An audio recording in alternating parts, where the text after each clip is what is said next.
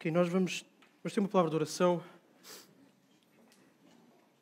Senhor Deus, agradecemos-te por este testemunho que acabámos de ouvir. Agradecemos-te, Senhor, por aquilo que tu fazes na vida de pessoas com histórias completamente diferentes, com contextos, passados diferentes. A forma como tu alcanças pela tua graça. E aqui em especial a vida da Luana. Muito obrigado, Senhor. Senhor, que ela possa perseverar no teu caminho, que ela possa fortificar, demonstrar uma vida de amor, de consagração a ti. E pedimos, Senhor, que sejam mais aqueles que querem afirmar publicamente a sua fé, que sejam mais aqueles que são salvos pela tua graça. Abençoa a tua igreja ao redor do mundo para que continue a proclamar o Evangelho.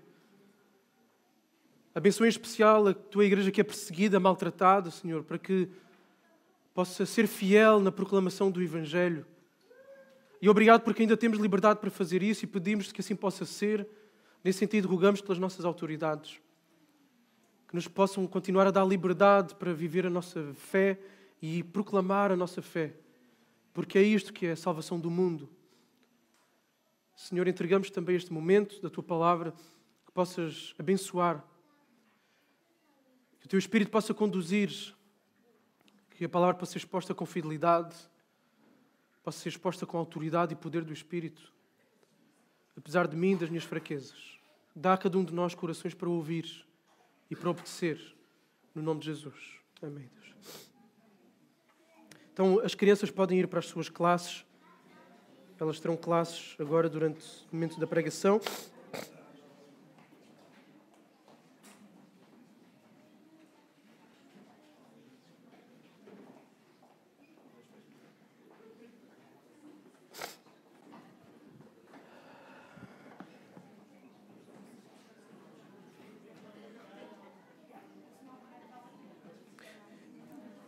E nós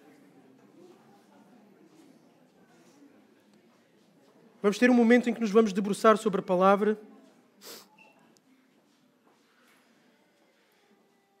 A Luana é mais uma no meio de milhões de pessoas que, ao longo da história e de diferentes lugares, decidiram seguir Jesus e afirmar isso de forma pública.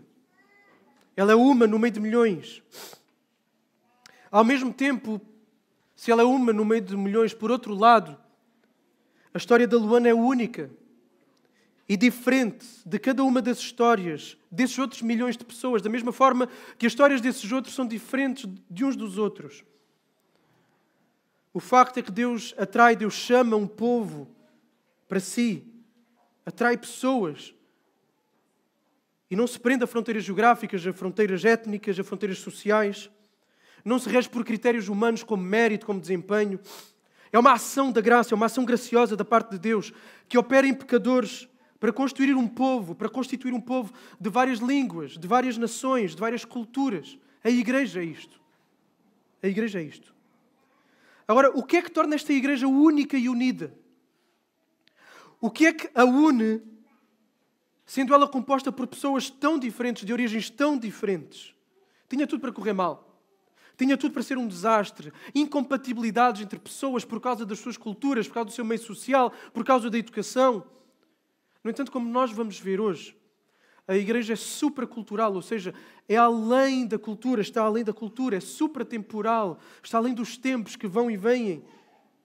Há aspectos únicos, há aspectos unificadores da igreja, deste povo, e que faz com que este povo seja um povo único na face da terra. Então vamos a Atos capítulo 8. Então quem tem uma Bíblia, eu peço que possa abrir no livro de Atos capítulo 8.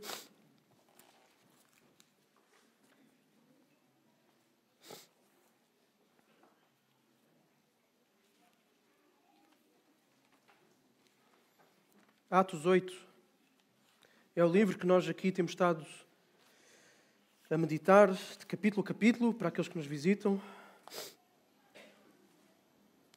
E hoje é o capítulo 8, uma parte, porque já vimos os primeiros versículos de outra vez. Mas ainda assim, para termos o contexto para o nosso texto, eu vou pedir que possamos ler do início do capítulo 8, do versículo 1 do capítulo 8. Ok? Vamos ler até ao versículo 3 para já, para termos o contexto. E diz assim: e Saulo aprovou a sua morte. No mesmo dia, levantou-se grande perseguição contra a igreja que estava em Jerusalém. Todos, exceto os apóstolos, foram dispersos pelas regiões da Judeia e Samaria. E alguns homens piedosos sepultaram Estevão e lamentaram muito por ele. Saulo, porém, assolava a igreja, entrando pelas casas, arrastava homens e mulheres e colocava-os na prisão. Então, o que nós vimos da outra vez foi o primeiro mártir. Uma pessoa que, por causa da sua fé, ela foi assassinada, foi morta pelos líderes religiosos. E esse é o primeiro mártir da igreja neotestamentária, da igreja do Novo Testamento, da igreja a partir de Jesus Cristo. E a partir desse momento levanta-se uma grande perseguição, uma perseguição feroz sobre a igreja, em que os líderes religiosos vão perseguir os cristãos. E um desses que vai perseguir é Saulo, que mais tarde sabemos, aqueles que estão familiarizados com as narrativas cristãs, que este homem vai se converter, vai ser transformado. Mas a igreja então é dispersa. A igreja espalha-se. Espalha-se pela região da Judeia e pela região da Samaria. E é para aí que nós vamos. Nós temos a informação até aqui, daquilo que nós já estudámos até aqui do livro de Atos, de que os cristãos foram dispersos pela região da Samaria, que era uma região que ficava a norte do povo de Israel, ficava no norte, e foi dispersa por causa da perseguição. Agora, o que é que a igreja ia fazer fruto desta perseguição? Será que a igreja ia se amedrontar? Será que a igreja ia se fechar nela própria? Será que cada um iria para o seu lado? Porque se cada um fizesse isso, seria o fim do cristianismo. Logo no seu início. Aliás, Gamaliel, a certa altura, para aqueles que acompanharam esta série, têm acompanhado esta série, Gamaliel, um dos fariseus, disse: vamos deixá-los em paz. Porque se isto não for de Deus, eles vão se dispersar. Eles dispersaram-se. Será que é o fim? Será que afinal isto é evidência de que este novo movimento, o cristianismo, não é de Deus? E esta é uma pergunta que eu quero que tu reflitas, especialmente tu que nos visitas aqui nesta manhã, em que tu não crês nisto. Quero que tu reflitas. Será que o cristianismo, será que isto é de Deus? Será que isto é verdadeiro? Será que isto é real? Então o que é que a igreja ia fazer fruto desta perseguição? O que vai acontecer é que o Evangelho, que é a boa notícia da salvação que é em Jesus, o Evangelho vai chegar a uma região, a um povo que era mal visto, que era desprezado pelos judeus, os samaritanos. Então vamos ler agora dos versículos 4 até o 8. E diz assim: no entanto, os que foram dispersos iam por toda a parte anunciando a palavra. E descendo à cidade de Samaria, Filipe passou a pregar-lhes Cristo. Unânimes, as multidões escutavam atentamente as coisas que Filipe dizia, ouvindo e vendo os sinais que ele realizava. Pois os espíritos impuros saíam de muitos possessos, gritando muito. E vários paralíticos e aleijados foram curados. E houve grande alegria naquela cidade. Então os cristãos foram dispersos, mas os cristãos não perderam tempo. Não se deixaram amedrontar pela morte de Estevão. Não se deixaram amedrontar, não ficaram com medo da perseguição feroz que se abateu sobre eles. Por onde eles iam, por onde eles passavam, com quem eles se cruzavam, eles anunciavam o Evangelho. A boa notícia desta salvação eterna que há em Jesus Cristo, que morreu, que ressuscitou, como ouvimos já aqui nesta manhã. E o autor deste livro, que escreveu este livro, Lucas, ele vai agora focar num nome que já apareceu neste livro. Filipe. Estevão foi um dos 7 que foi escolhido para servir a igreja em Jerusalém. Porquê? Porque houve um problema de logística. Havia várias viúvas helénicas, ou seja, viúvas de fala grega, que não estavam a ser assistidas na alimentação. As viúvas eram pessoas naturalmente carenciadas. Não havia um sistema de segurança social como nós temos hoje. Eram pessoas carenciadas. E havia esta necessidade dentro da igreja que não estava a ser suprida, em especial junto destas viúvas que falavam grego. Então, os apóstolos, aqueles que foram chamados por Cristo para pregar a palavra, para se dedicarem a ensinar a palavra, eles disseram à igreja: vamos escolher 7 pessoas que possam trabalhar nesse trabalho prático e logístico para suprir estas necessidades. E foram escolhidos 7 homens. Um deles foi Estevão, que foi assassinado, que foi martirizado, o primeiro mártir da igreja. O segundo desses foi Filipe. Filipe, que nós temos aqui hoje. Então Filipe é um daqueles que foi disperso quando a perseguição se abateu sobre a igreja em Jerusalém. Veio perseguição, as pessoas fugiram. Era como se o governo português agora dissesse: não há mais cristianismo em Portugal, e nós nos dispersássemos. Então Filipe, um dos que se dispersa, ele vai para Samaria. E ele vai anunciar e proclamar a pessoa de Jesus a todas as pessoas que ele encontra na Samaria. Agora, quem são estes samaritanos? Os samaritanos eram um grupo racialmente misto de judeus e não-judeus e eram desprezados tanto pelos judeus como pelos não-judeus, porque eles não eram peixe nem eram carne e por isso eram desprezados pelos dois lados, além de outros problemas que já vinham historicamente. Os samaritanos adoravam o mesmo Deus que os judeus, sim.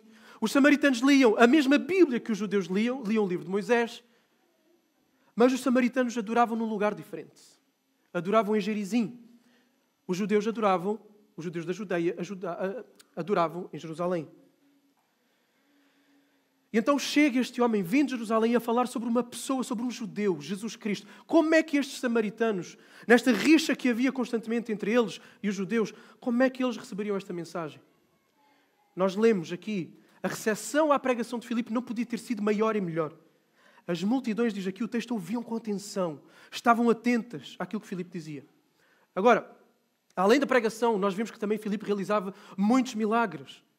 Vemos pessoas que eram possuídas por demónios, ou seja, pessoas que perdiam a sua faculdade mental de pensar, de raciocinar, eram possuídas por demónios. E vemos pessoas que tinham doenças, pessoas aleijadas, que eram curadas. E estes sinais eram também feitos pelos apóstolos, foram feitos por Jesus e serviam de quê?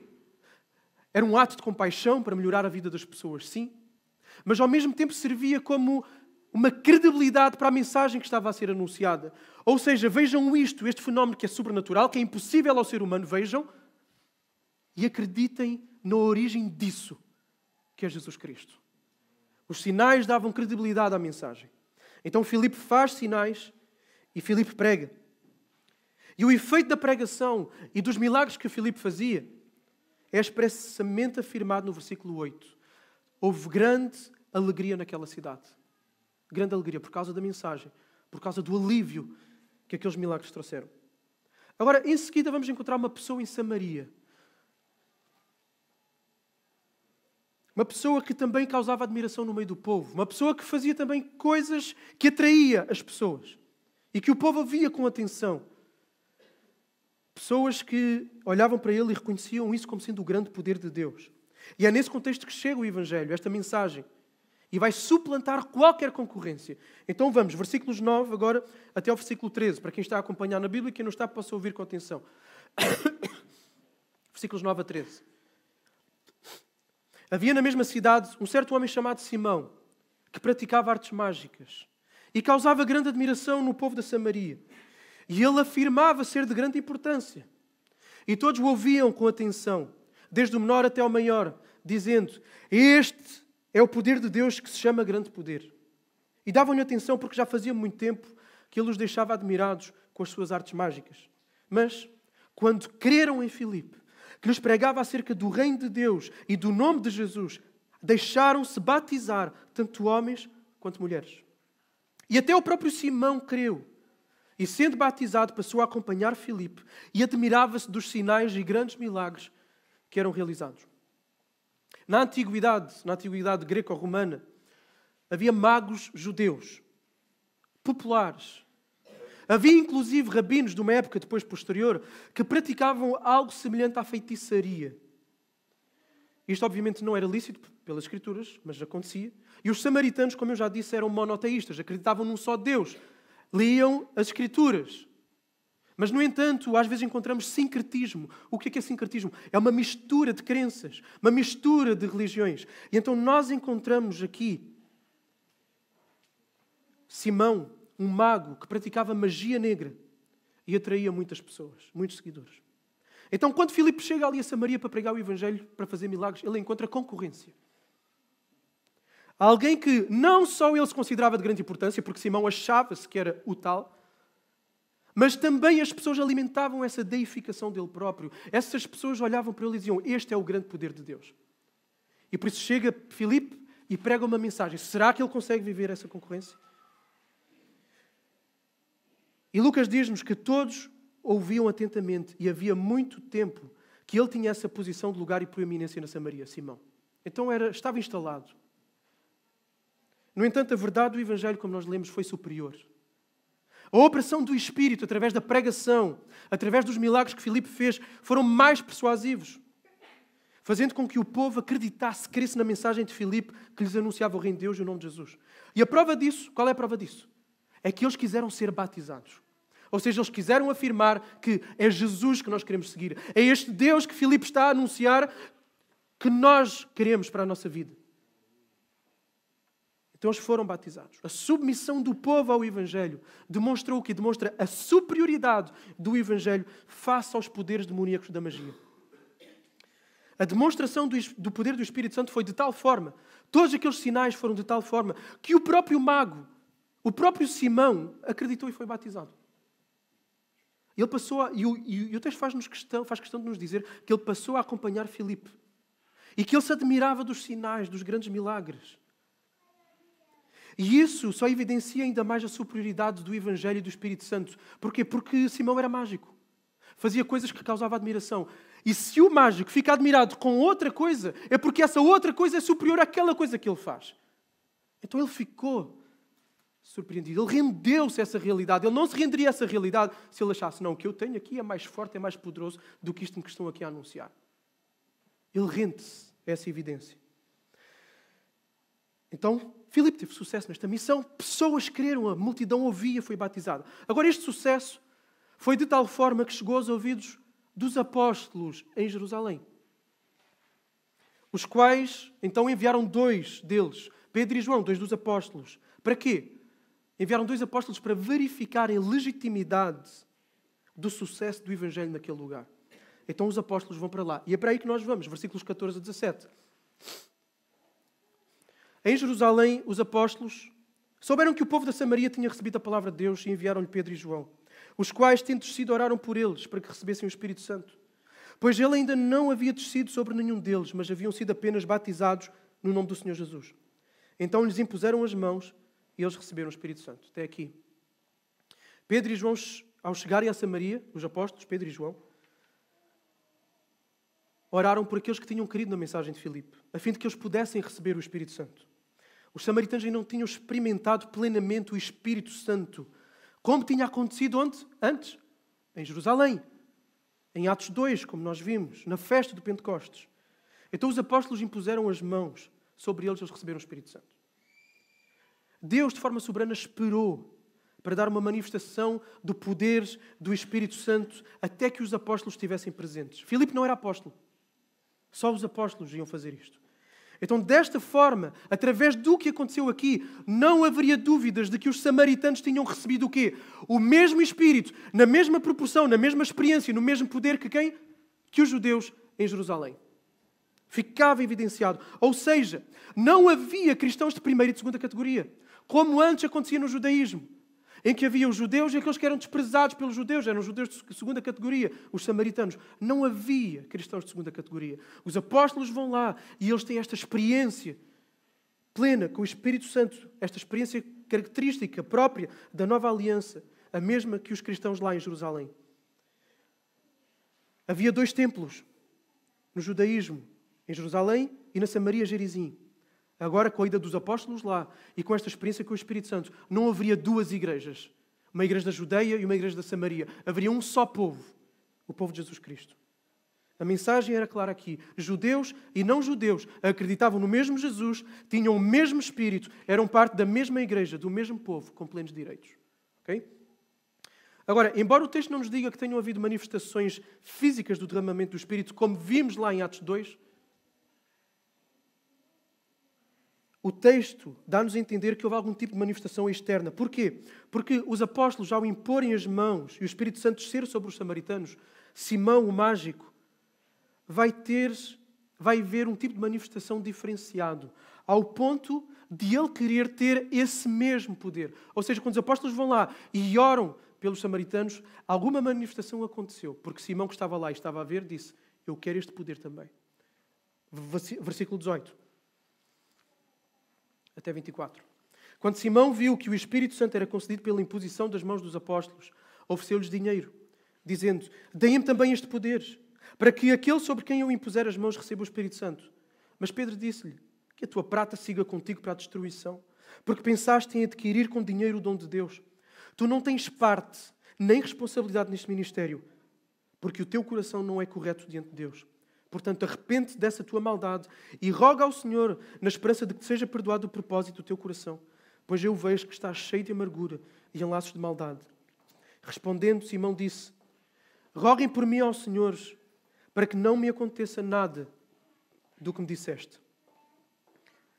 Simão vê este poder e tenta comprar este poder. E isto era o modus operandi, era a forma de atuar de Simão. Os mágicos faziam isto. Compravam fórmulas uns aos outros para poderem depois enriquecer a partir dos serviços de magia que faziam às pessoas que os contratavam. Ele quer fazer a mesma coisa que os apóstolos. Aquilo que ele viu, que os apóstolos fizeram e o que aconteceu através do Espírito Santo sobre as pessoas foi de tal forma impactante que ele quis a mesma coisa. Simão queria poder ter os direitos de distribuir o Espírito Santo pela Samaria, provavelmente a troco de dinheiro, porque essa era a sua prática como mágico. A resposta de Pedro não se faz demorar. Pedro reconhece o óbvio, reconhece que Simão queria adquirir aquilo que não pode ser adquirido por dinheiro. O apóstolo afirma que ele não fazia parte daquele ministério, não tinha responsabilidade naquele ministério e vai expor as motivações. Simão estava com motivações erradas, a motivação dele era errada, não era sincera, era incorreta diante de Deus. Pedro não só vai afirmar, no entanto, que Simão está a caminho da destruição, mas Pedro vai dar uma oportunidade a Simão. Vai-lhe dar esperança. Ele diz: arrepende-te, roga ao Senhor. Ele vai chamá-lo ao arrependimento. Simão, obviamente, que vê o poder que os apóstolos têm, vê o Espírito Santo, com medo daquilo que eles disseram, vendo o poder do Espírito se colocar contra ele, ele vai então rogar aos apóstolos que peçam a Deus em seu favor e que peçam para Deus o perdoar. Agora, nós não sabemos o que acontece com Simão. Lucas não nos diz o que acontece com Simão, se ele se arrepende ou não, se ele muda ou não. Não só os apóstolos foram lá validar a legitimidade da missão na Samaria, como eles também, de volta para Jerusalém, porque eles ainda estavam em Jerusalém, de volta para Jerusalém, eles foram anunciando na Samaria, por onde passavam, o Evangelho, como nos diz o último versículo do nosso texto. Assim, depois de afirmar e anunciar a palavra do Senhor, voltando para Jerusalém, evangelizavam muitos povoados dos samaritanos. E é assim que o Evangelho chega a Samaria. As boas notícias da salvação eterna que há em Jesus, em Jerusalém já tinham ultrapassado barreiras linguísticas. Os discípulos de Jesus receberam o Espírito Santo, falaram em línguas que foram ouvidas por visitantes de Jerusalém naquela altura de peregrinação. Ouviram na sua própria língua e creram e foram batizadas 3.000 pessoas. Okay? Então, a mensagem do Evangelho já tinha aí ultrapassado barreiras linguísticas. Mas agora espalha-se àqueles que tinham as mesmas crenças judaicas, mas que eram vistos pelos judeus como sendo de segunda categoria, desprezados, separados. E Jesus tinha predito o derramamento do Espírito Santo. Para quê? Para que os discípulos tivessem poder, fossem capacitados a fazer uma coisa. Falarem dele, onde? Em Jerusalém, na Judeia e na Samaria. Até aos confins da terra. E aqui está a acontecer isso que Jesus disse que deveria de acontecer. Então, neste texto, nós vemos o cumprimento, o acontecer factual, histórico, da expansão do Evangelho à região da Samaria. O autor mostra como a igreja vai crescer fora de Jerusalém, com a proclamação, com a recepção, com o abraçar do Evangelho na Samaria. E essa recepção do Evangelho lá na Samaria é autenticada pelo Espírito Santo e confirmada pelos apóstolos. Ou seja, é genuíno, é oficial, está lá. Nós já temos vindo a falar, para aqueles que têm acompanhado a nossa série, um dos propósitos do livro de Atos é fazer o quê? É mostrar como o relacionamento de Deus com o seu povo não se prende a fronteiras nacionais e étnicas. O povo de Deus é um só, não são dois. É um só, o povo de Deus é um só. Não há dois povos de Deus, há um só povo, independentemente das origens de onde essas pessoas vêm.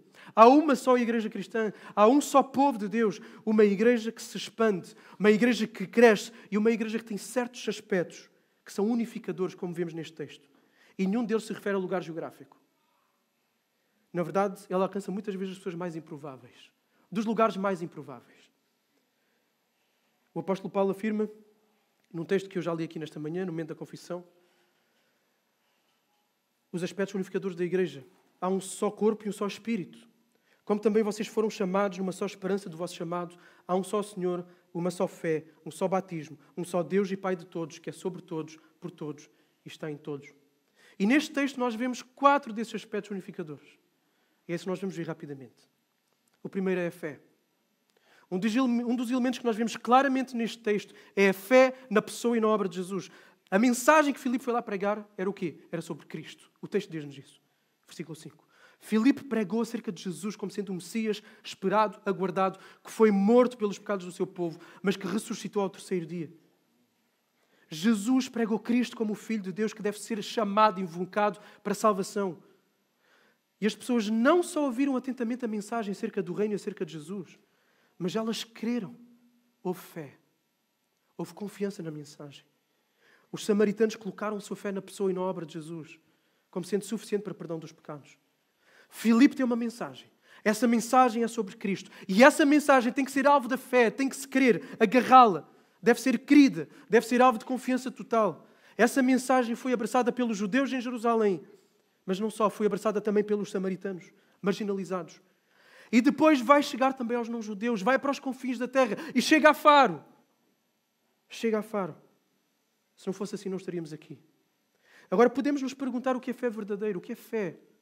Fé é mais do que aquilo que muitas vezes no povo fala. Eu tenho fé que o Benfica vai ganhar o campeonato. Este ano é preciso ter alguma. Eu tenho fé que financeiramente vou ficar melhor. Eu tenho fé que... O que é a fé da Bíblia? O que é a fé genuína, verdadeira? E um catecismo responde da seguinte forma. O catecismo de Heidelberg diz assim, preste atenção, vou citar. A verdadeira fé é o conhecimento, então por um lado conhecimento, e a certeza de que é verdade tudo aquilo que Deus nos revelou na sua palavra. É também a plena confiança de que Deus concedeu por pura graça, não só aos outros, mas também a mim, a remissão dos pecados, a justiça eterna e a salvação, somente pelos méritos de Cristo. O Espírito Santo opera esta fé no meu coração por meio do Evangelho. Então temos aqui 3 elementos da fé. Temos um elemento do conhecimento em que tem que se perceber o que é que a fé afirma, qual é a mensagem da fé, o que é isto do cristianismo, qual é a mensagem.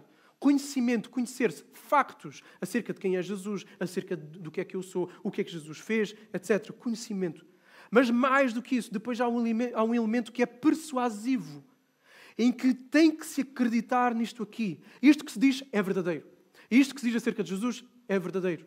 Eu acredito. E depois temos um terceiro elemento que é da apropriação pessoal. Então, não só eu acredito nisso, sim, tudo bem, faz sentido, é verdadeiro. Os demónios creem, mas não temem a Deus. Então temos um elemento de uma aplicação pessoal em direção a essa mensagem da qual nós fomos persuadidos. Nós abraçamos, é para mim, é eu sei que Jesus morreu por mim. Essa é a fé verdadeira. A fé implica conhecimento acerca daquilo que Deus revelou na sua palavra, mas implica muito mais. Não é só tu saberes estas coisas. É como tu te posicionas diante destas coisas. Não é só saberes que é para os outros, que é para a minha filha, para o meu irmão, para o meu marido. É para ti. É para ti. A fé implica esta plena confiança de que Deus me deu a mim. Tu tens que dizer a mim, de forma pessoal, de forma personalizada, o perdão dos pecados, a salvação, através da perfeita obediência de Jesus. Isto é o Evangelho. O Evangelho significa boa notícia, como eu já disse. Porquê boa notícia? Porque existe uma má notícia antes. Qual é a má notícia? A má notícia é que todos nós somos pecadores. Tu és pecador, eu sou pecador. Nós nascemos nesta condição. Ninguém nos ensina a mentir. Qual é o pai, no perfeito juízo, que ensina um bebê a mentir? No entanto, chega o dia em que a criança mente. E a gente diz, mas onde é que esta criança aprendeu isto? Ninguém aqui consegue prometer sequer que ao sair daqui esta manhã desta sala, nunca mais vai pecar. Que nunca mais vai dizer alguma coisa que não devia. Que nunca mais será impulsivo ou impaciente. Ninguém consegue prometer que nunca mais terá um olhar lascivo, que irá sempre, em todo o tempo e em todo o lugar, amar com a melhor das motivações todas as pessoas com quem se cruza. Ninguém consegue prometer isso. Todos somos pecadores. Todos. E por isso, todos somos merecedores do inferno, da condenação eterna. Porquê é que nós somos merecedores do inferno, da condenação eterna? Porque Deus é bom. Exatamente, Deus é bom e por causa dessa sua bondade nós merecemos o sofrimento eterno no inferno. Isto porquê? Porque Deus, sendo bom, não pode tolerar, não pode permitir o mal. E quem o faz? E todos nós fazemos. Se tu disseres que nunca mentiste na vida, bem, estás a ser mentiroso outra vez. E qual é a relação de confiança que é construída a partir da mentira? Ninguém gosta que se minta, não há confiança na mentira. Todos nós pecamos. E Deus não pode tolerar isto da mesma forma que um juiz no tribunal, quando se depara com um criminoso e as evidências estão todas lá, é factual que aquele criminoso cometeu aquele crime, o juiz não pode dizer: meu amigo, hoje eu estou de bom humor, pode ir embora, siga a sua vida, está perdoado. Não! Isso faria com que o juiz fosse corrupto. Deus não é corrupto, Deus é bom, Deus é perfeito, Deus é santo. E isso é um problema para mim e para ti, isso é um problema para nós. Todos nós aqui presentes já fizemos mal, já pecamos. Não amamos a Deus com todo o nosso coração, com toda a nossa força. Não amamos o nosso próximo em todo o momento e de forma perfeita. Podes nunca ter roubado, nunca ter matado. Podes ter pensado nisso. Não, mas eu nunca roubei, eu nunca matei. Eu até sou uma boa pessoa. Mas a Bíblia manda-nos nós amarmos a Deus com todo o nosso coração, a nossa alma, força e entendimento. Será que tu amas a Deus desta forma? Ou Deus para ti é indiferente? Ou há dias em que Deus é indiferente? E o teu próximo, o teu marido, os teus filhos, os teus amigos... Esta é a má notícia, estamos em problemas, tu estás em problemas. Mas há uma boa notícia, e essa boa notícia é o Evangelho. E qual é a boa notícia? É que Deus fez-se homem, tornou-se como um de nós, para viver exatamente essa perfeição que eu e tu não conseguimos viver. Essa verdade, essa compaixão, essa paciência, essa bondade. Ele veio viver aquilo que tu e eu não conseguimos viver. Para quê? Para se tornar no perfeito substituto, na cruz, para morrer por mim e por ti, levar essa condenação que tu e eu merecemos. Isto é o Evangelho. Então Jesus foi crucificado, Jesus foi morto. Porque Ele assume sobre si os nossos pecados. Para que todo aquele que acredita nisto, que se renda a Jesus, possa receber essa perfeição que Jesus teve, essa perfeição ser-lhe atribuída, ser-lhe creditada, como numa conta no banco. É-nos acreditada, colocado sobre nós. E aí Deus, como disse a Luana no final do testemunho, bem, Deus passa a olhar para mim e para ti, se te arrependeste, se creste nele, Deus passa a olhar para mim e para ti como Ele vê Cristo. Porque a justiça de Cristo foi colocada sobre ti. Então, quem crê em Cristo, quem acredita nestes factos, e quem crê que Jesus morreu por si, Jesus morreu por mim, eu sei que foi por mim, porque eu sei que eu sou pecador, eu sei que eu preciso de um Salvador. Quem acredita de forma pessoal é perdoado por Deus. É unido ao povo de Deus para sempre. E um dia vai ressuscitar da morte, tal como Jesus ressuscitou, para viver para todo o sempre, nesta nova terra restaurada, onde não vai haver mais mal, não vai haver mais sofrimento, não vai haver mais culpa, não vai haver mais doença, não vai haver mais dor. Isso vai chegar ao fim.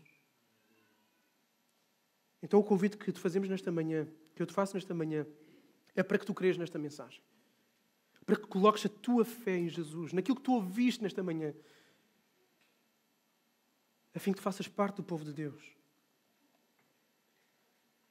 Independentemente da tua origem, independentemente do teu passado, podes pensar: não, mas isto já não é para mim. Eu fiz tanta burrada na minha vida. Não há salvação para mim. Há salvação para todos. Há salvação para todos. Há salvação para ti. Então crê em Jesus. Sê salvo nesta manhã. Encontra o propósito da tua vida. Esperança, alegria, independentemente de circunstâncias difíceis que podem continuar a existir. Mas um chão no qual tu podes pisar e uma eternidade para a qual tu estás a caminhar, com certeza. Então crê em Jesus nesta manhã. Agora, há mais.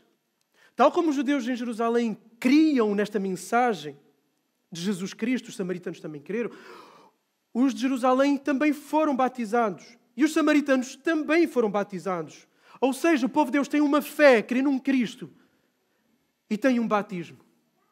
Filipe estava a obedecer a uma ordem que Jesus tinha dado. Nós estamos a obedecer a uma ordem que Jesus deu. Jesus disse o quê? Vão, falem desta mensagem e batizem todos aqueles que creem em nome do Pai, do Filho e do Espírito Santo. Nós vimos no 2º capítulo de Atos que aqueles que creram na pregação de Pedro foram batizados. Há minutos atrás assistimos a um batismo. E eu já expliquei o que é o batismo. A Igreja afirma e representa a união da pessoa que está a ser batizada, imergindo-a na água. Através do batismo, a Igreja está a afirmar a profissão de fé desta pessoa. A Igreja afirmou a profissão de fé da Luana. A Igreja afirma que alguém está unido a Cristo tanto quanto é possível perceber a partir dos frutos que se veem. A Igreja assim estabelece um selo público e visível de uma realidade que é invisível. O batismo é um sinal de que a pessoa em causa renunciou ao pecado, morre para si mesma e nasce para uma nova vida de obediência a Cristo. E Jesus pede isso. Não é facultativo. Não é optativo. É mandamento. É mandamento.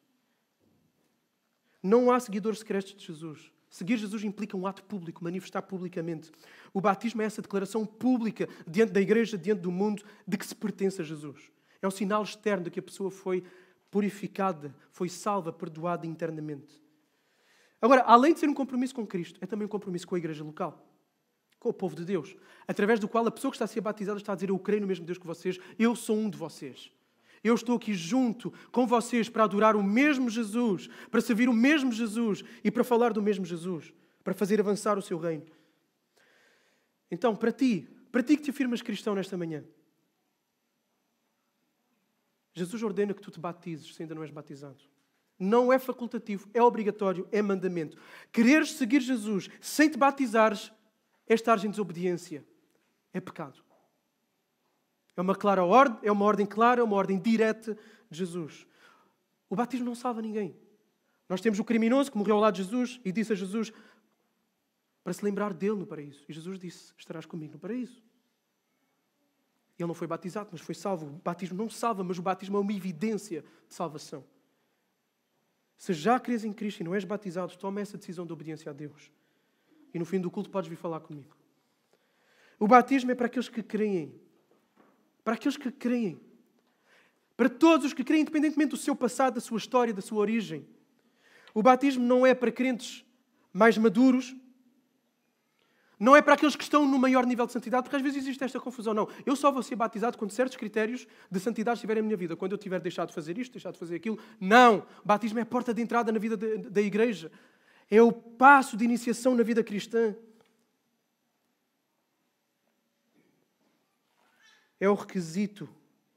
O requisito para seres batizado é apenas que tu crês em Cristo, que tenhas arrependido dos teus pecados e tenhas uma vida coerente com essa afirmação. Agora, eu disse por um lado que o batismo não salva, mas ao mesmo tempo também é preciso dizer que ser batizado não é garantia de salvação. Ok? A igreja, com o máximo possível de informação que tem, ouve a profissão de fé da pessoa em causa e procura frutos de arrependimento que sejam coerentes com essa fé. No entanto, é possível estar-se diante de uma conversão que não é genuína, de uma falsa conversão. Nem todo o que é batizado é necessariamente salvo, ok? Ao que parece, Simão estava a dar evidências de não ser verdadeiramente salvo, de não ter querido e entendido verdadeiramente a mensagem de Filipe. Ele tinha motivações erradas, a ganância conduzia o seu coração, e aquilo que Pedro lhe diz é que aquilo que o aguarda é a destruição. Aquilo que o aguarda é a destruição. Em vários outros textos do Novo Testamento, esta mesma palavrinha destruição é usada no sentido de destruição eterna. Então, o texto leva-nos a crer que Simão não era um crente genuíno. E é preciso fazer duas notas importantes aqui a partir disto. Há sempre aqueles que se aproveitam da fé para poderem se beneficiar dos outros. Simão quis se aproveitar de Deus para poder se beneficiar. E há sempre esses, sempre vão haver. Por isso, vocês chegam a uma igreja ou ouvem falar de uma igreja evangélica e pensam: não, essas pessoas só querem saber do dinheiro dos outros. Fazem lavagem cerebral para tirar dinheiro às pessoas. Sim, é verdade. Há aqueles que fazem isso. É verdade, sim, senhor. Não é novidade, Simão fazia isto e há aqueles que sempre irão fazer isso. Outra nota importante a partir daqui: nem todos aqueles que se batizam são necessariamente salvos. Tem de haver fruto, tem que haver mudança. Simão parece não ter mudado certos comportamentos e padrões de formas de agir. Ele foi ter um padrão em comportamento igual àquele que ele tinha antes. Ele foi pedir para comprar o poder do Espírito, para depois poder vender isso às pessoas. Se não há mudança na tua vida, se não há comportamentos que mudam, e mais do que comportamentos, porque comportamentos são imitáveis, e as pessoas adequam socialmente ao lugar em que estão, mais do que isso, é as tuas afeições. Se não há mudança em relação àquilo que tu sentes em relação ao pecado, em que começas a ter repulsa e nojo agora pelo pecado, se não há mudança em relação ao que sentes a Deus, em que agora começas a amar a Deus e desejar Deus, então talvez a tua afirmação de fé não foi verdadeira. E o teu batismo não manifesta de facto a tua salvação. Se esse é o teu caso, arrepende-te para não seres destruído. Terceiro ponto. O Espírito Santo. Então vimos até agora que é povo de Deus, são povo de Deus, independentemente de aspectos étnicos, de aspectos sociais, de aspectos culturais. Aqueles que, depositam a fé em Jesus Cristo. Aqueles que, manifestam essa fé através do batismo. E agora vamos ver aqueles que têm o mesmo Espírito, o Espírito Santo. Em Atos capítulo 2, o Espírito Santo desceu sobre as pessoas que estavam ali, sobre a igreja em Jerusalém. Agora nós vemos Deus, através dos apóstolos, a derramar o Espírito Santo sobre os samaritanos. Ou seja, eles também são povo de Deus, tal e qual como os outros lá do sul, os judeus. O Espírito Santo operou sinais entre o povo da Samaria. Foi derramado naqueles que creram na mensagem de Filipe. O Espírito Santo convenceu os samaritanos da mensagem do Evangelho e deu aos crentes samaritanos um senso pleno da sua presença. E todo o povo de Deus tem isso em comum. Todo o povo de Deus é convencido pelo Espírito Santo acerca da veracidade do Evangelho, de que o Evangelho é verdadeiro. Não há ninguém que seja parte do povo de Deus que não tenha sido primeiro alvo do Espírito e da operação do Espírito Santo. Não há ninguém. Não há ninguém que chegue ao conhecimento do seu pecado, que um dia vai ter que enfrentar um juiz, sem que o Espírito Santo o convença. Porque o Espírito Santo veio para convencer do pecado, da justiça e do juízo. Não há ninguém sequer que se arrependa sem a ação do Espírito, porque o arrependimento é dado pelo próprio Espírito Santo, afirma o apóstolo Paulo. Não há ninguém sequer que tenha fé para crer na mensagem em Cristo, se não for o Espírito Santo a dar essa fé, porque Paulo diz em Efésios capítulo 2 que a fé é um dom de Deus. É o Espírito Santo que faz isto. Então, todo o povo de Deus, todos aqueles que dizem que seguem Jesus, que amam Jesus, que têm uma vida transformada, têm em comum o Espírito Santo, porque eles não seriam povo de Deus se não tivessem o Espírito Santo. Se tu dizes que fazes parte do povo de Deus, uma evidência muito forte da genuinidade da tua fé é a presença do Espírito na tua vida. Ele teve que ser derramado no teu coração. Teve que haver uma mudança, como eu disse ainda agora, na tua relação com o pecado, na tua relação com Deus, em que o pecado se torna desprezível para ti, em que Jesus se torna o teu tesouro maior na vida, porque isso só pode ser operado pelo Espírito Santo. Se tu és genuinamente parte do povo de Deus, independentemente de qual seja a tua história, a tua origem, o Espírito mora em ti e tu caminhas em santificação, em crescimento, na presença de Deus, cheio da presença de Deus. Tu lutas para não viver na carne. Tu sentes-te mal com o pecado. Se és parte do povo de Deus, então tu tens visto esta ação do Espírito Santo na tua vida. Se tu não tens visto nada disto, então põe em causa se tu és de facto parte do povo de Deus. Tu tens visto Deus agir através dos meios ordinários, comuns, do cotidiano, para a edificação contínua do seu povo. Tu tens visto o Espírito Santo falar contigo quando a palavra é pregada.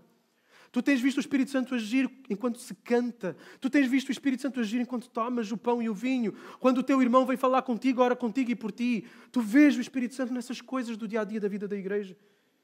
Mas tu também já podes ter visto, experimentado momentos de intervenção sobrenatural do Espírito Santo na tua vida, verdadeiros milagres, em que não há explicação possível e humana a não ser um milagre de Deus. E tu já podes ter experimentado isso. No entanto, este texto também nos mostra que nem todos os sinais miraculosos são necessariamente de Deus. Milagres ou supostos milagres sempre vão atrair multidões. Por isso, há supostas igrejas cheias de gente que oferecem milagres ou supostos milagres. Simão atraiu pessoas. Filipe também atraiu. Um pertencia a Deus, outro a Satanás. Os motivos de Filipe eram genuínos, eram bons. Os de Simão eram o quê? Autocentrados, para benefício próprio. Simão só queria falar de Jesus. A chave é o quê? É a pregação. Ainda hoje pode haver contextos que se apresentam como milagrosos. Igrejas que anunciam isto e aquilo. Que neste dia fazem este milagre e no outro fazem aquele. Mas isso não significa que venham de Deus. Uma das formas de discernir isso, se vem de Deus, é perceber se nesses lugares a Bíblia é o centro e é pregada com fidelidade. Filipe pregava, os sinais serviam para autenticar e dar credibilidade à mensagem pregada. Onde Cristo é anunciado, onde Cristo é querido, as pessoas identificam-se com Ele por meio do batismo e o Espírito de Deus está aí nesse lugar. Então o Espírito de Deus é este quarto elemento. Quinto, o crivo apostólico. Os apóstolos... quarto, são só 4. Os apóstolos foram quem anunciou o Evangelho em Jerusalém. Os apóstolos foram quem batizou aqueles que se converteram. O Evangelho chegou a Samaria, os apóstolos foram lá para ver, para afirmar, autenticar a legitimidade e a veracidade do sucesso da missão de Filipe junto dos samaritanos. Aos apóstolos foi entregue uma missão única e especial. Qual? Colocar as bases para o fundamento da igreja. Eles redigiram a maior parte do Novo Testamento, a doutrina da igreja. É por isso que a própria Bíblia fala do fundamento dos apóstolos, ou seja, a doutrina afirmada por aqueles que foram chamados pessoalmente pelo próprio Senhor Jesus para esta tarefa, que é única e que é irrepetível. Não há mais apóstolos. Foram só aqueles. A igreja é unida em torno e sob o crivo dos apóstolos. Os apóstolos já não estão vivos. Não vêm aqui legitimar aquilo que nós andamos a fazer, a afirmar e a viver. Não. Mas nós temos aquilo que os apóstolos deixaram, as Escrituras. O que nós queremos acerca de Jesus, quem Jesus é, aquilo que Jesus faz, como nós definimos o que é batismo, o que não é batismo, o que é que ele representa, quem o Espírito Santo é, a obra do Espírito, tudo isso é definido pelo quê? Por aquilo que eu acho, por aquilo que o pastor acha, por aquilo que um iluminado acha? Não, por aquilo que os apóstolos nos deixaram, as Escrituras. Então todo o povo de Deus, independentemente da cultura que venha, tal como os samaritanos, deve se submeter ao mesmo crivo. A legitimidade da sua fé deve ser afirmada e autenticada pelas Escrituras. O que define alguém como cristão, o que define a forma como a igreja vive, se organiza, é o ensino dos apóstolos. Não é a cultura. Não é aquilo que a cultura acha sobre aquilo que é um homem e uma mulher, ou como as crianças devem ser educadas, ou sobre a valorização ou desvalorização da vida através do aborto ou da eutanásia. Não é a cultura que define o que é mais importante no momento em que o povo de Deus se reúne, se é mero entretenimento, porque é preciso chamar e atrair as pessoas, e é assim que as pessoas vêm. não é a cultura, é as Escrituras. Os apóstolos, o fundamento dos apóstolos. A constituição do povo de Deus de acordo com os termos de Deus. E é supracultural e supratemporal. É de acordo com a fé entregue aos apóstolos, que nos chegou através da Bíblia de geração em geração. Só as Escrituras guiam e definem o povo de Deus. Só elas. E esse foi o grito da Reforma Protestante no século XVI. Não são tradições humanas. Não é a opinião da A, B ou C ou daquele que diz que está no lugar de Cristo, o vicário de Cristo, que define, legitima ou autentica a veracidade de uma igreja. É a palavra de Deus. É a palavra de Deus. Nesse sentido, doutrina não é importante. É vital. É fundamental. E aí entra a importância das confissões de fé. O que são confissões de fé? São documentos onde estão sistematizados, organizados, elencados aquilo que nós queremos a partir das Escrituras, os ensinos das Escrituras, a doutrina dos apóstolos. Não se ser confessional, na igreja não ter uma confissão de fé, não se ter uma confissão de fé que seja robusta e bíblica, é correr-se o risco de não se caminhar como povo de Deus debaixo da legitimidade do crivo dos apóstolos. Por isso é fundamental termos uma doutrina bem estabelecida e sermos confessionais. Senão as igrejas, como muitas igrejas acontecem hoje em dia, vivem em função dos padrões étnicos, dos padrões culturais, dos padrões ideológicos ou políticos. Não é isso que define como a igreja deve viver. Então, o fator unificador do povo de Deus é aquilo em que o povo de Deus crê. E isso é explicitamente afirmado e determinado pelas Escrituras, o fundamento dos apóstolos. Então, nesse sentido, nós, especialmente aqui mais para aqueles que são membros da igreja, devemos lutar sempre na nossa igreja local para que estejamos debaixo deste selo de autenticidade. A doutrina fiel, o ensino robusto, saudável, do púlpito, semana após semana, a confissão de fé, estudar teologia, ler bons livros. Devemos nos recusar a fazer parte de uma igreja que não se esforce de forma declarada, de forma explícita, para estar debaixo do crivo da doutrina entregue dos apóstolos. E eu concluo.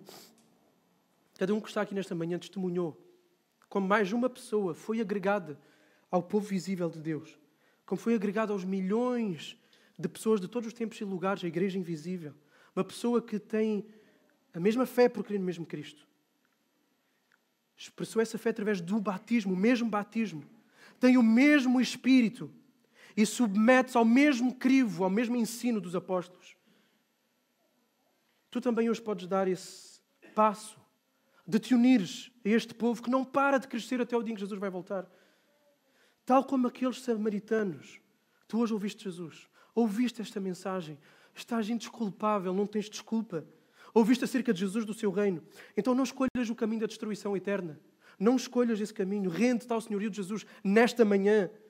Encontra perdão, encontra vida nele. Confessa os teus pecados. Afirma diante de Deus a tua necessidade dele. De perdão. Confia que Jesus, na cruz, pagou pelos teus pecados. Se tiveres dúvidas e quiseres conversar melhor, no fim podes vir falar comigo. Mas crê em Cristo.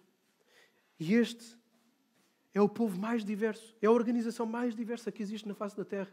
E isso é uma das evidências de que aquilo que nós andamos aqui a falar é verdadeiro. Como é que é possível?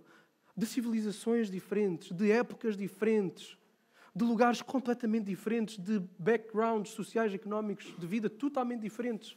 Um só povo, uma só fé, um só batismo, um só Espírito, uma só doutrina. É sobrenatural, é divino, é verdadeiro. Junta-te a este povo imparável, que é a Igreja de Jesus. Vamos orar. Senhor Deus, obrigado por aquilo que tu fazes no meio do teu povo. Obrigado porque este povo é um povo único, não há mais nenhum igual nesta terra. Não há governos, não há nações. Não há organizações voluntárias, não há absolutamente nada que se compare à Igreja, ao teu povo verdadeiro, que é unido por Cristo, pelo batismo, pelo